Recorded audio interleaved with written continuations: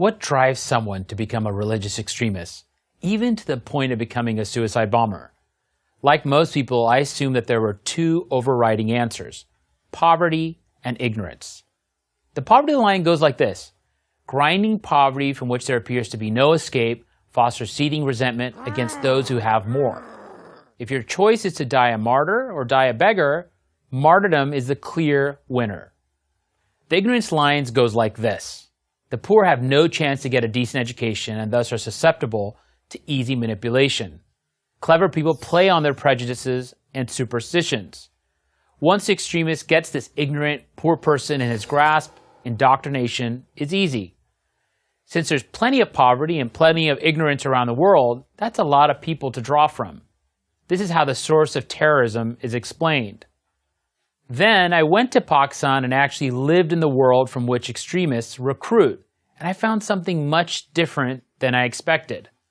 Poverty had little to do with who became an extremist, lack of education even less. Many of those that I met who subscribe to religious extremism and are prepared to murder and die for their cause are from the middle class, and many had a university education. These are not poor people, and these are not uneducated people. They are well-fed and well-read.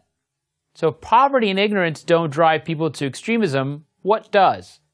One is a desire for meaning and for order. Places like Pakistan are submerged in chaos and corruption. Islamists promise clear-cut solutions to every problem. Here's how things will change if you follow these rules, and only these rules. Another is a desire for change. The old corrupt order, the narrative goes, must be overthrown, and that can only happen through violent action. Again, it is Islamists that step in with a promise to create a new form of government. Then throw in a strong sense of victimhood. We are not responsible for the sorry state of our country. Others have brought us down, and you have a toxic brew that many willingly imbibe. These, of course, are the same easy answers that tyrants and demagogues, from Lenin to Mussolini to Hitler to bin Laden, have always offered their followers. I saw this played out one day while living in Pakistan. After one of the many assassinations of a major figure there, I was sitting with two middle-class parents. The father owned a small business, and the mother was a nurse. They had given their son a good life. He wanted for nothing. They told me that during dinner with the family a few days earlier, their son noted how the person who was murdered deserved to die. Why? Because he had spoken out on behalf of religious minorities. They were shocked. How could their son, who'd been educated and well-raised, think that? This story is all too typical. So what to do about this extremism? The first step is to get off this false narrative that this is first and foremost a poverty or education issue. The second is to take on the narrative of the extremist groups. They promise a better way, but what in fact do they deliver? The answer is always more death, more suffering, and more poverty. In other words, young people need to see these extremist groups for what they are. Only then will recruitment numbers begin to go down. Third, the media have to stop treating extremists as freedom fighters, a narrative that is all too common in places like Pakistan.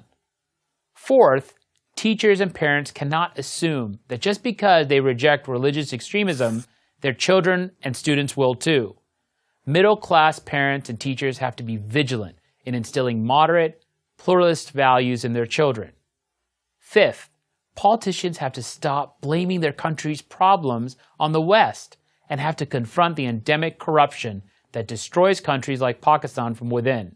Sixth, and probably most important, Islamic religious figures have to stop looking the other way, or worse, glorifying so-called martyrs, Muslims who murder innocent people. Almost always other Muslims in the name of Islam. Muslim religious leaders must promise these murderers eternal damnation, not some sort of twisted heavenly bliss. The people of Pakistan and other Muslim-majority countries have real grievances, but extremism only makes things worse, always and everywhere. It's not poverty and misery that creates religious extremism. It is religious extremism that creates poverty and misery and death. I'm Haroon Ullah, adjunct professor at the Georgetown University School of Foreign Service for Prager University. Join Prager University Click here to subscribe to our YouTube channel. Click here to sign up for free at PragerU.com for quizzes, contests, and prizes.